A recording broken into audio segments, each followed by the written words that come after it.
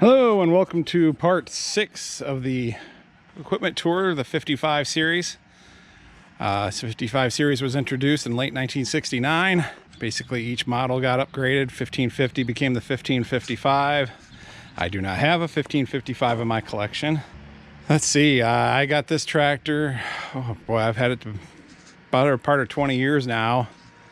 Found it in the local farm paper.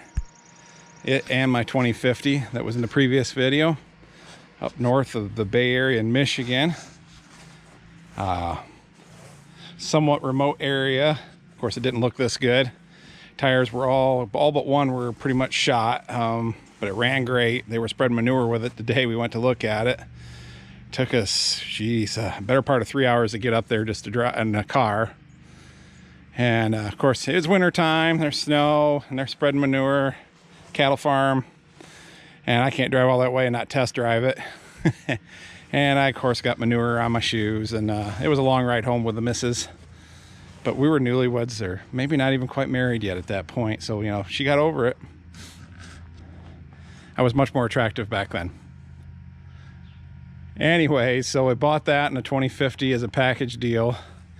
The guy just 1655 were running great. Like I said, recent overhaul. When I restored it, I didn't touch the engine other than rear main seal, just because I had the engine out, but just runs like a top, and saw no reason to mess with something that ran good.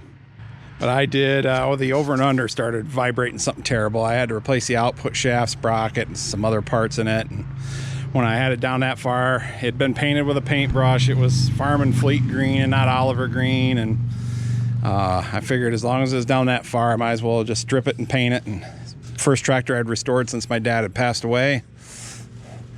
And been reading up more on it, and applied what I'd learned in the past and put it into this one. And what I learned from this one went into the 1650, and I think it turned out better yet. But I've really enjoyed this tractor. I used it on the farm for a while before I restored it, until that over and under started vibrating like crazy. And I put the tires on it before I restored it. Been to some parades, taking it to plow days. There's videos of it.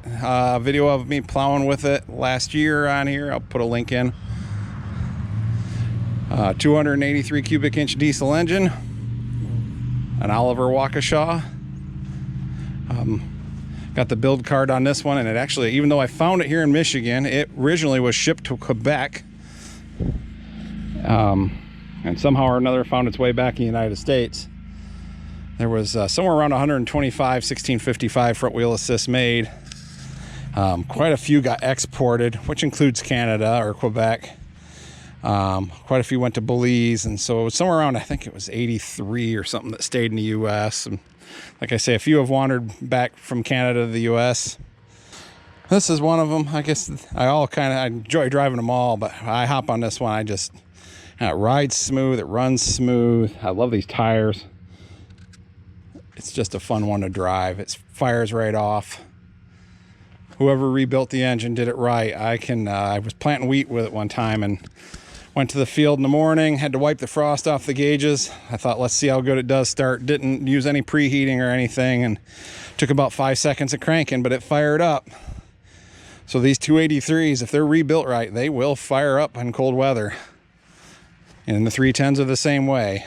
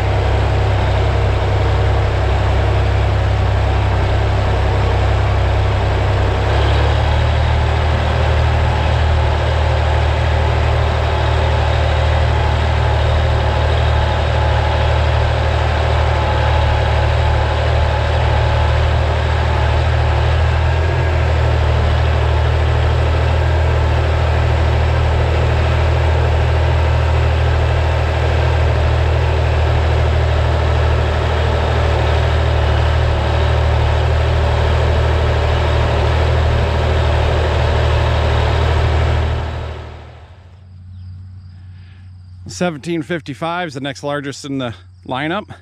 This one belongs to my good friend Alan, and it's another tractor that lives here at Losey's Home for Wayward Olivers. But it's a nice one. I use it a lot, mowing hay, running auger in the fall. Occasionally Alan even gets to come out and drive it. Went to look at a plow with another friend, and this tractor was for sale, and Alan had told me he'd wanted a 1755, and after test driving it, I said, boy, if you're ever gonna get one, this is it. It just starts great, runs great, very few leaks, fixed most of the ones that did have. I put a new clutch in it. Really smooth running, nice tractor. The 1755 came out in 1970 and used the 310 Waukesha, naturally aspirated, direct injection. They didn't have near as much trouble as the bigger brother 1855. Which unfortunately at this point I do not have a 1855 in my collection, at least not a running one. I got a parts one that there ain't a lot of parts left from. They were, I'm trying to remember how many. This one was doing 92 on a dyno, but it's a little high. I think these were a little closer to 85 horsepower. Alan added the aftermarket front wheel guards on it, wheel fenders. That seems to be a love it or hate it thing as far as people what they like. The 1755 and larger series saw the introduction of closed center hydraulics, which are under this panel here, and for a lot of guys I don't even realize that's the factory panel that covers it up. The filter's under there, and if you had to work on any of that, you had to drop that. Most guys took it off, never put it back on. And if you had a cab, that panel wasn't on there either. It interfered with the cab. There are places reproducing them if you're looking for one. Something else to point out: a lot of people think this is a power steering pump. It is not. It is a hydraulic oil cooler circulating pump. Prior to the 55 series with closed center, the open center tractors, a couple gallon or two a minute went from through the power steering, and as it went through the power steering, then it came up to the cooler, got cooled, and put back in the reservoir. Well, closed center only sends oil to the steering when you're steering, so there isn't a constant flow through it. So that was not a good way to cool the oil, and so they added this circulation pump. That's all it does, is just pull oil out of the reservoir, run it through the cooler, pump it right back to the reservoir. If you got a 74 or later track, 1755, 18, 19, they mounted the cooler pump in behind the hydraulic pump and stacked in line, and was able to eliminate this pump up here. Unfortunately, no, you cannot retrofit the casting with change to accommodate that pump back there, so you can't put that pump on an older tractor. That pump, the biggest thing is it seems to allow a lot of air.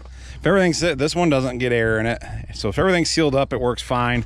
Boy, if you got any kind of air leak though, with this pump being higher than the reservoir, it can suck air in, and you'll hear that rattling noise when the air gets into the hydraulic system.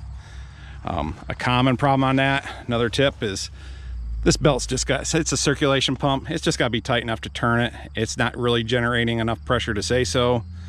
And if you some guys really crank them down, and it's just a brass bushing that the shaft rides on, and that wears out the bushing, and then the shaft doesn't sit in the center of the seal, and they start sucking. They don't actually leak oil out, they'll suck air in. Don't over tighten that belt. This one was supposedly overhauled shortly, not too long before Alan bought it, and it runs like it. It's been down to freezing, and been able to start it without having to preheat or plug it in. So yes, these Olivers will start in the cold if they're built right. This one's got dual speed. That was another thing, update on the 55 series for the 17s and larger. A hydraulically activated PTO clutch with a hydraulic brake, as opposed to the manual PTO clutch in the past. So they stop very well. No coasting or anything when you got the brake on. That's very nice. The closed center remotes were a lot better than the old system. More pressure, more responsive. But I personally think these 1755s are one of the most underappreciated Olivers out there. They just, I don't know, don't bring as much money. And I think it's just the whole horsepower thing. You know, they're physically the same size, same displacement engine as a 1855 or even a 1955 with less horsepower. And so everybody wants power and they just ignore the old 1755. But personally, I really like this tractor. They weren't trying to squeeze too much power out of that 310 and it held up good. Not saying that none of them didn't ever throw a rod or something, but they're a lot less prone to it. Operator station got, I think, a little more open with the 55 series. This one has Alan put the fender tanks on here. It had regular fenders, but he likes fender tanks, although they are not hooked up.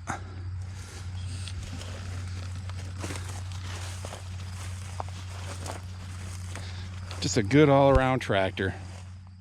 Well, since I don't have an 1855, we'll jump right to the 1955. I've had this one for a few years now. I found it in the Michigan Farm Trader up by Perry, Michigan. Kind of the second owner, but it's still the same family. I think it was a cousin that owned it or something, but from the original owner. And equipped pretty much like you see it. But the biggest thing is I've done some stuff to clean it up, buff and polish the sheet metal. The cab looked a lot more rusty. Did a lot of buffing and waxing there and cleaned that up. Looks like I'm getting where I need a little bit of washing in the hydraulic pump area. Originally sold new by Peckins Incorporated in Cohocton, Michigan. They were a dealer going all the way back, did hardware and stuff all the way back to 1896. So they were in it for the long haul, but they closed, I think it was the 90s, early 90s. I remember Dad and I went to their auction and got a lot of Oliver goodies there. This is powered by the 310 Waukesha, just like the 1755 and the 1855. Probably the biggest difference. I think these were right around 105 PTO horsepower was what they're supposed to be rated at. But the biggest difference was these came with a factory oil cooler, which you can see down in here. It's kind of, the block had to be modified to put the oil cooler on there. And basically a continuation of the 1950T engine, which don't have a 1950T. This is a bypass oil filter. And then this is your full flow oil filter. So all oil gets filtered in this, but the excess goes through the bypass filter before it goes back into the reservoir. Gives you a little more oil capacity, a little more filtration, and a little tiny bit of cooling, just because that can sitting out there is going to lose some heat. This one is a 1974. There were some updates that they did in 74, like some of them I mentioned in the 1755 portion of this video, but they updated to the Stanodyne square filter here. There's the AGCO part number in case any of you are wondering. The alternator was updated to a 10SI, an internally regulated alternator. Prior to 74, there was a regulator that was mounted on these two studs that came out of the block, and it was a, what was that, a 15DN, but externally regulated Delco alternator prior to 74, and then a internally regulated 74 and on, which I do believe 74 was the last year for these, because they were replaced by the white 2105. So it kind of, things got phased out. Not every Oliver stopped at the same time.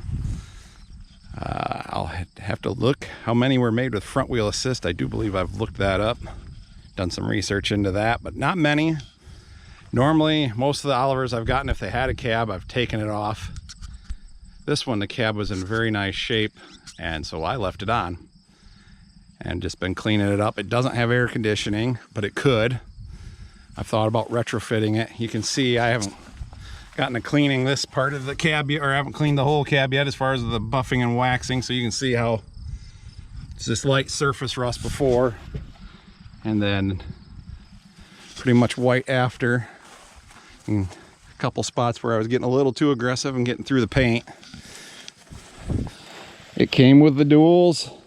It originally had 20.8 434s on the rear, and the second owner switched it over to these 16 938s with step-up rims, because he was spraying with it and wanted the extra row clearance getting down to row.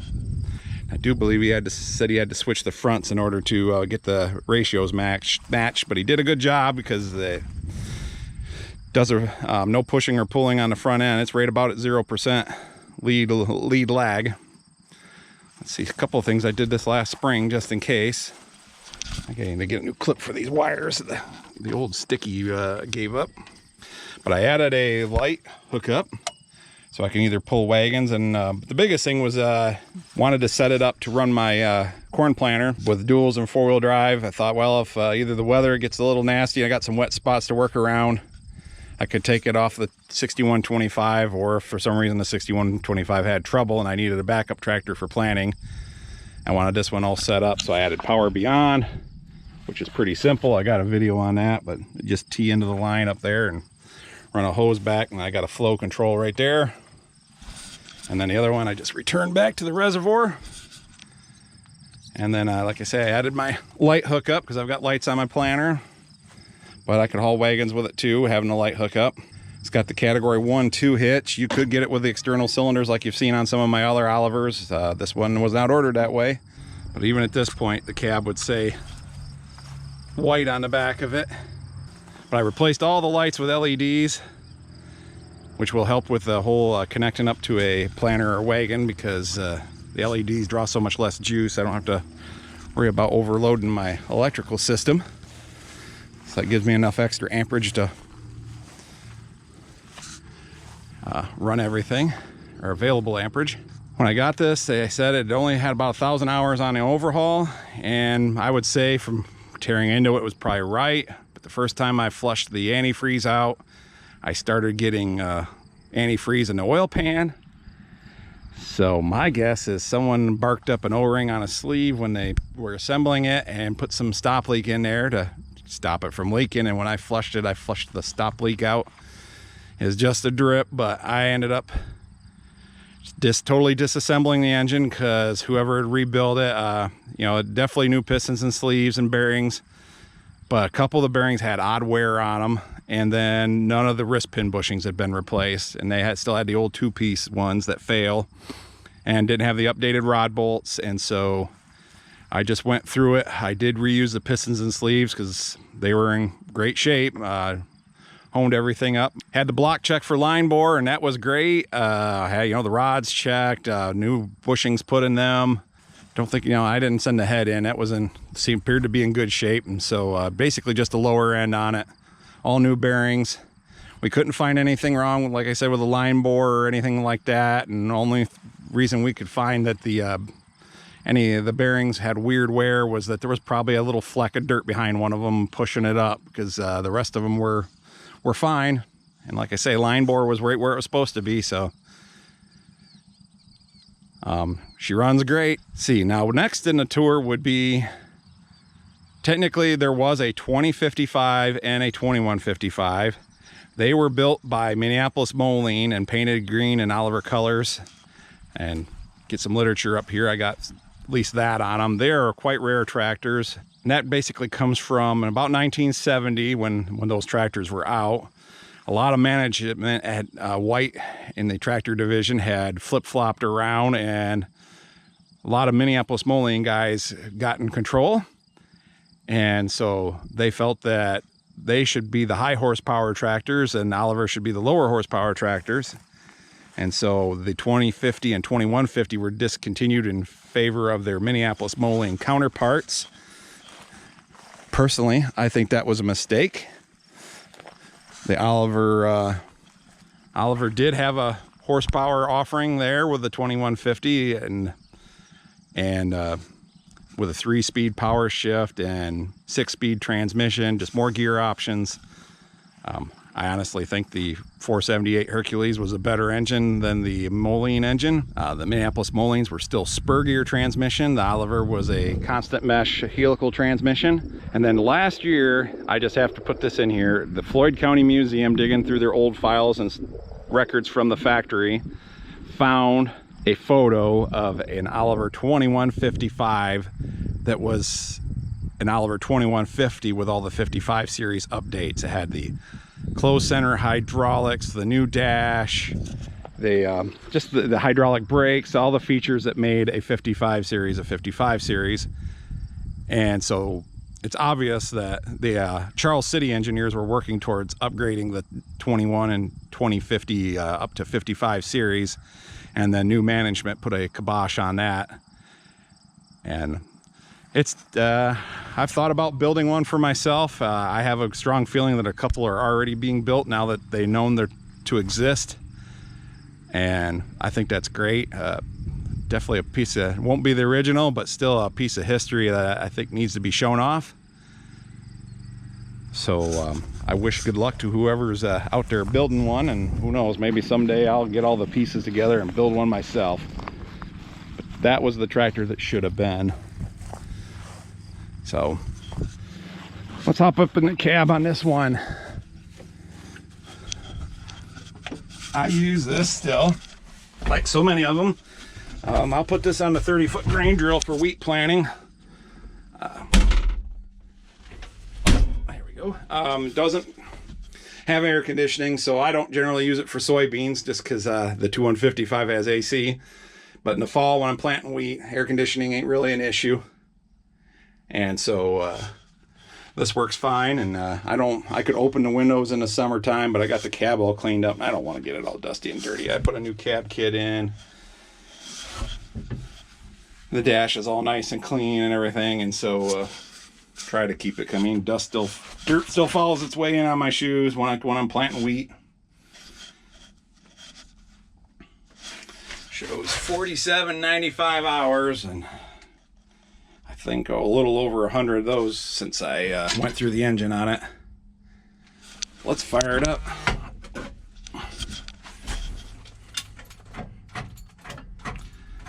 There it is. I think the key switch is getting bad on this. Not sending good juice to the solenoid.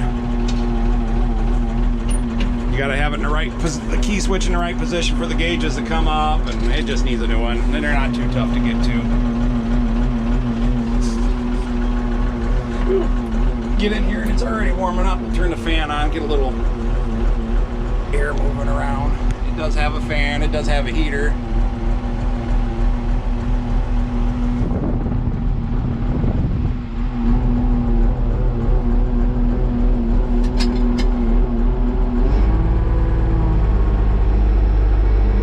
Later 55 series tractors with the closed center hydraulics and the Charlene steering motors like this one has. Basically, if you got a push button for telescoping your wheel, you got the Charlene steering. Boy, they just steer so easy and so nice. You can see I have a monitor in here to keep an eye on the grain drill. That's actually off my Oliver 6-row. But hey, it makes just make sure the seed's flowing. That's about all you can do with wheat. I suppose, you know, newer stuff can count the kind of seeds that are going through, but I just want to make sure all the wheels are turning and the wheat's going in the ground.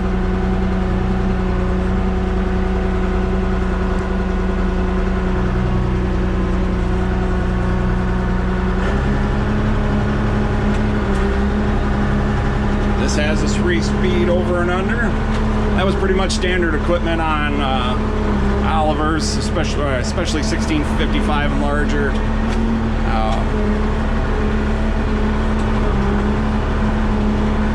You could opt out of it, but very few did. It just really made them more of a working tractor because you had 3 shift on the go ranges.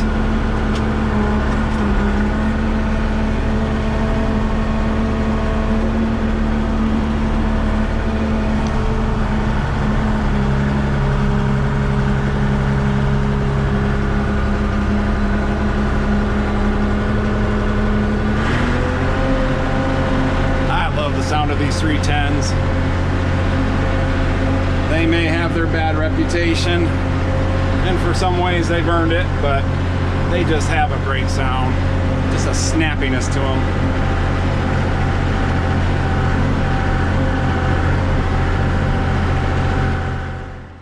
To round out the 55 series is the 2255. And it's the big horse, the highest horsepower tractor to ever bear the Oliver name.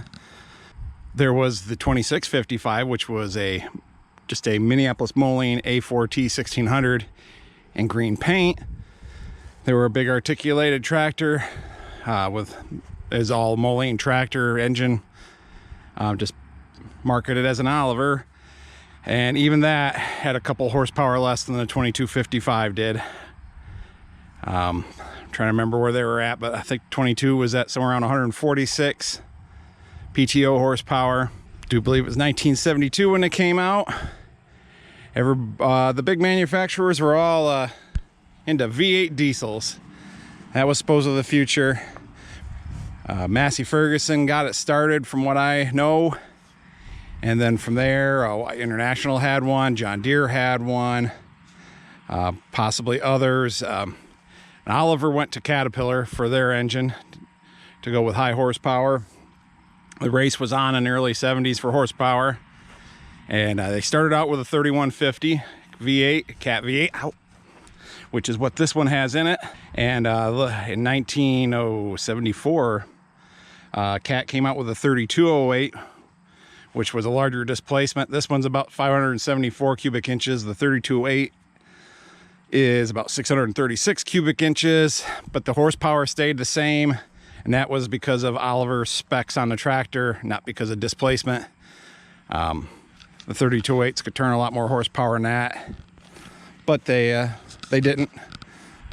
And generally these tractors turn more horsepower than advertised. They usually came, or almost always came, with the 3-speed over and under. This one has it. You could get a 3-speed delete, and it used the same case, but just had a bearing on each end with a straight shaft going through. No oil in it. Could be ordered in 2-wheel drive or front wheel assist, 4-wheel drive like this one is. They all had the outboard planetary final drives. You can barely see it in there between the duals. What that did was added more gear reduction out here at the wheels. So that put a lot less stress on the axle. Because first off, the axle wasn't even carrying the weight of the wheels. There's a spindle that comes out, and the axle comes through the middle of this spindle.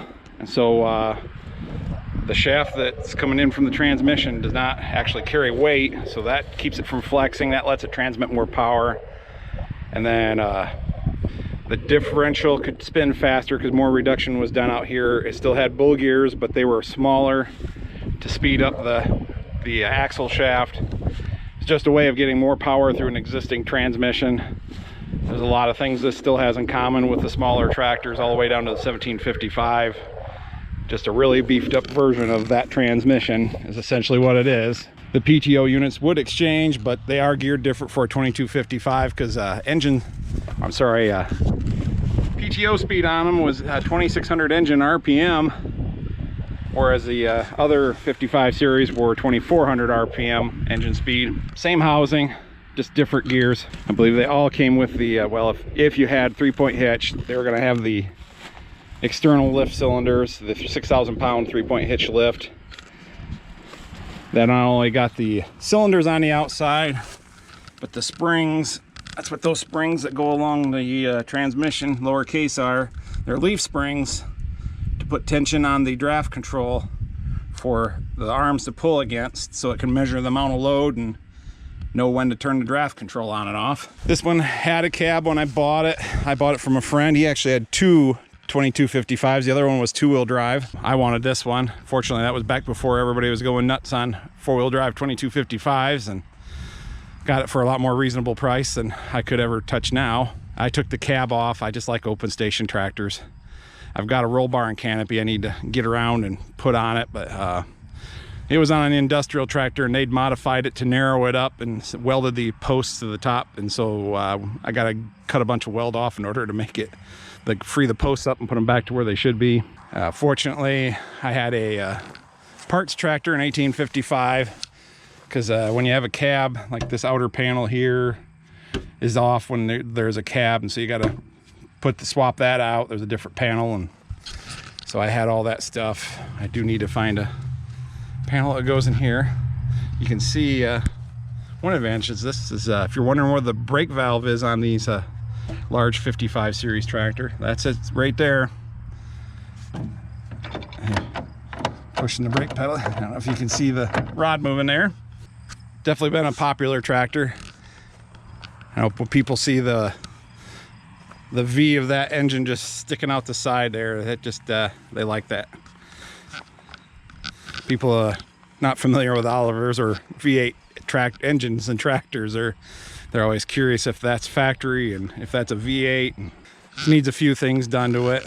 The PTO leaks and is also weak. If you watch the dyno video where I had it on, it started slipping about the time I was getting to horsepower on it. The magic smoke started coming out. And let's see, over and under leaks into the rear end. It works fine. Just got to keep an eye on the level. Little stuff like that, some exhaust leaks. Good runner, but just lots of little things that really need to be done that I thought I would have had done by now, but I use it for odds and ends here and there just to keep it in shape. No PTO work now that I know that the clutch is slipping back there, but it'll pull a load. That wraps up the 55 series. Appreciate everybody watching as usual. We'll see you in the next video when I get started on my white tractors, and I do believe I'll put all the whites in one video, so that'll be part 7 if I remember right, and that'll wrap up the tractors.